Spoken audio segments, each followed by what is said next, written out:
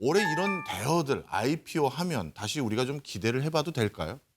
사실 저도 뭐 대여가 나오기를 좀 기다리는 사람 중에 한 명인데 네. 가장 적극적인 데가 이제 K뱅크인 것 같고 네. 거기는 원래 상장 준비를 했었는데 다시 주관사 선정해가지고 연내 뭐 상장 목표로 하겠다 이제 이런 지금 내용이 나오고 있고 컬리는 조금 애매할 것 같아요. 아무래도 플랫폼 기업들 가치가 많이 지금 내려온 상황이다 예. 보니까는 기존의 초기 투자자인 뭐 사모펀드나 벤처캐피탈 사실 입장에서는 본인들 한 주당 그 투자금이 있는데 그거보다 낮출 수는 없죠. 그러니까요. 네. 그것 때문에 지금 계속 어쨌든 이러지도 못하고 저러지도 못하는 상황인 것 같아서 대여급으로 지금 확실하게 나온 거는 지금 뭐 현대중공업 계열사 한 군데가 지금 일정이 좀 나오곤 있는데 대기업 계열사긴 하지만 규모는 많이 크지는 않습니다. 이런 대여들이 나오는 걸 기다리고 계시다는 건 이런 대여들이 또 나와야 시장이 활기를 띠기 때문인데 예정돼 있는 그런 큰 기업들이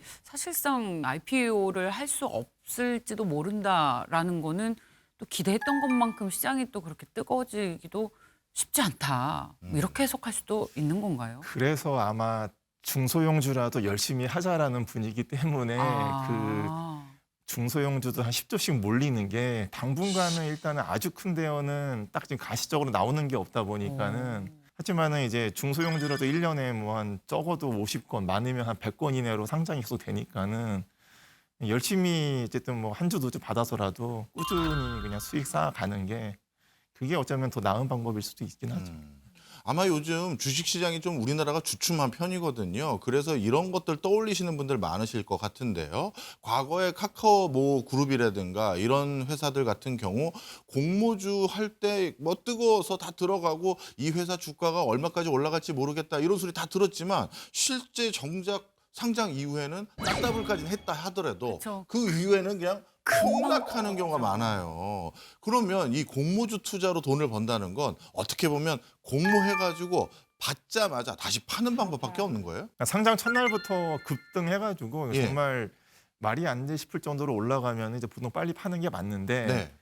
그렇게 또 안 가는 경우들도 있어요. 예를 들면은 뭐 작년 하반기 때 이제 두산 로보틱스 상장할 때 굉장히 관심 많았었는데 생각보다 상장 첫날부터 그렇게 많이 못 올라갔거든요. 오히려 그 이후도 떨어지다가 한참 지나고 나서 급등해가지고 공모가 대비 한 두세 배 갔으니까는 이제 그렇게 좀 성장성이 있는 기업들은 조금 지켜보는 것도 괜찮은 방법인데 사실은 실적이 나와야 되는 기업인데 실적이 안 나오는 기업들 같은 경우에는 이게 상장하고 나서 급등했다가 이제 바로 쑥 내려가는 이제 그런 경우들도 있어서 사실은 좀 난이도가 조금 있는 그런 투자일 수도 있긴 합니다. 사실. 작년 6월부터 공모주 가격 제한 폭이 확대가 시행이 돼서 상장 첫날 가격 제한이 공모가의 400%까지 늘어났습니다. 근데 이렇게 한 이유가 변동성을 완화하고 적정 주가를 발견함이 위함이었다라고 했는데 오히려 이게 주가의 변동성을 키우는 게 아니냐,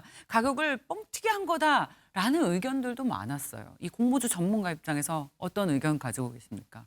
그 이제 보통 이제 우리가 밸류라고 하죠. 그 실적 대비 좀 주가가 너무 좀 높게 형성되면 사실은 좀 부담을 느끼고 시장도 부담을 느끼니까는 네.